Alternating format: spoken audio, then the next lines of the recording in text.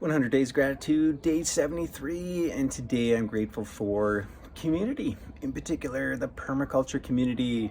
Spent a day at Cabin Fever, which is an event that the Permaculture Calgary Guild hosts. And it's their first time doing an in-person event in over 3 years. And yeah, it was awesome. I mean, it's such a niche topic in that sense. So really, I was just in a blur of socialization.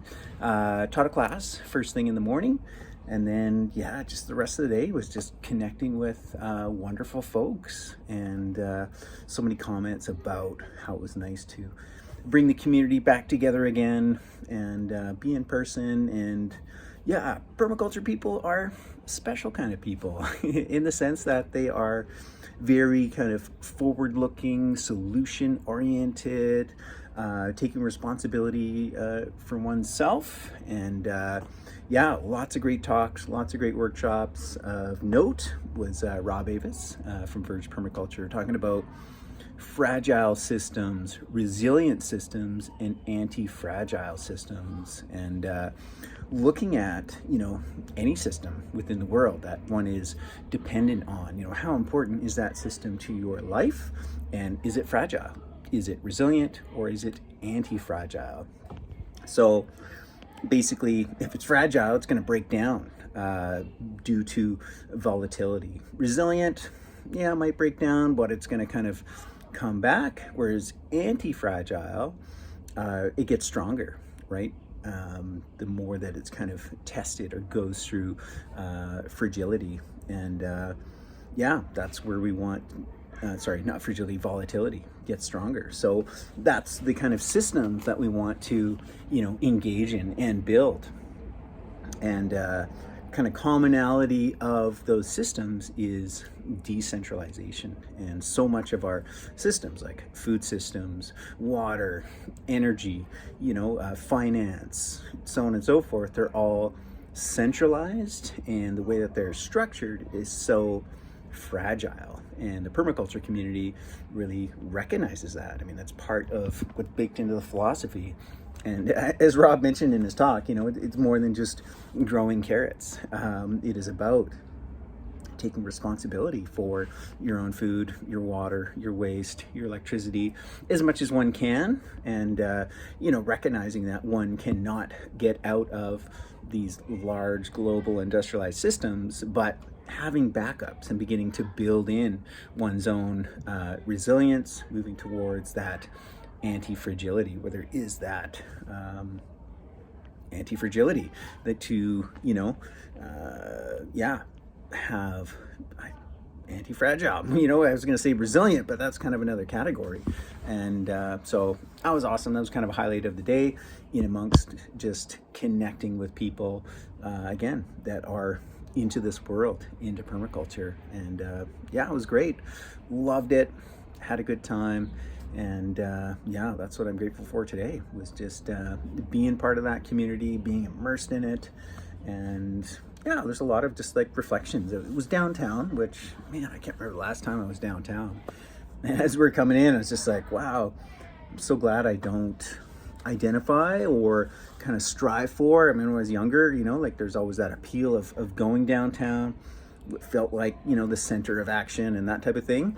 And without saying it, I thought to myself, it's like, wow, I'm really a suburbanite. And in fact, and I never would have ever wanted to identify as a suburbanite. And it just is where I'm at right now. And it was funny in chatting with Rob, he's like, you know what? There are people that believe that, kind of the best way to structure, humanity in living situations, in some sense, actually looks like suburban living. Sure, everyone's got their little space, their little plot, their little bit of land. And he actually threw out some incredible statistics in terms of, what we could do if everyone focused on, literally just plant one apple tree, right? Each yard. They are incredibly productive, super abundant, and the yields that can come from that. And with those yields, then that less of reliance of importing food. I remember when I was younger, I picked apples in Caramulos Valley. This is like one of the highest concentrations of organic farms and orchards in Canada. And they have, like a big grocery store, kind of like a Save On Foods type of thing.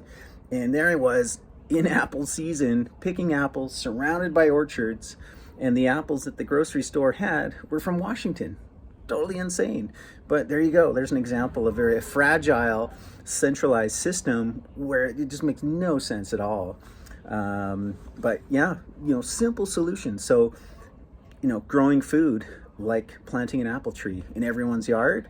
Rob's an engineer, so he does a lot of these calculations of, okay, what would that mean?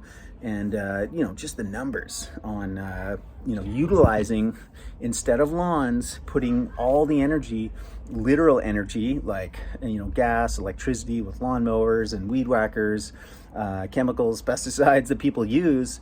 Not only do you have to remove that, but then you would offset, instead of caring for grass, we could be growing food. And again, the amount of food that could produce, the amount of waste that it would diminish, not only in the caring for lawns, but also in then there's the local food, right? We don't have to import it type of thing. Another study he brought up was this idea of like how much organic waste goes to the landfill, right? This is kind of like scraps of food, and it's great. Cities have gone on the train with composting services, and that's good. That's a good step. I personally do all my own composting, but the next step would be to have things like chickens. And he did this kind of breakdown of like, okay, of the 69 million pounds of waste that goes, organic matter, right, food scraps, or past its best, all that stuff that we all throw out or goes into compost. If you put that into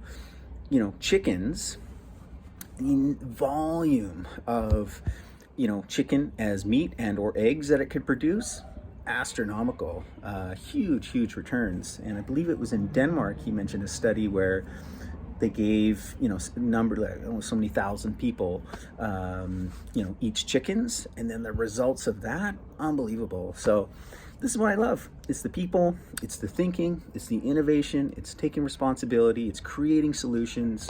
And love permaculture and the community. So that's how I spent my day. It was awesome. It was like I was inside most of the day, but now we're dropping things back at the shop. I'm like, I gotta just go sit outside and just kind of reflect on the day, take it all in.